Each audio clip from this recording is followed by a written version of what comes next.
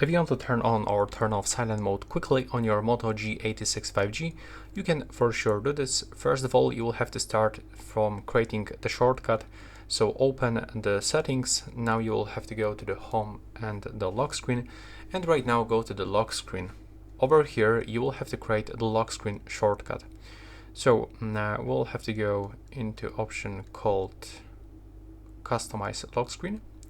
And now you have to click on the left or the right side and simply pick the shortcut for mute on the left or the right one. Now we can just go back from this one, and once you actually lock your screen, all you have to do is just to simply click and hold, this this icon. God damn it, that was the always in display. Now when I'm gonna click and hold it, as you can see, the silent mode is turned on. When I'm gonna click and hold it one more time, the silent mode is turned off. Also, when you turn on a silent mode, you can find this icon over here on your status bar, which means that this mode is actually activated. And that's pretty much it. If you find it useful, please hit the like button. Thanks for watching.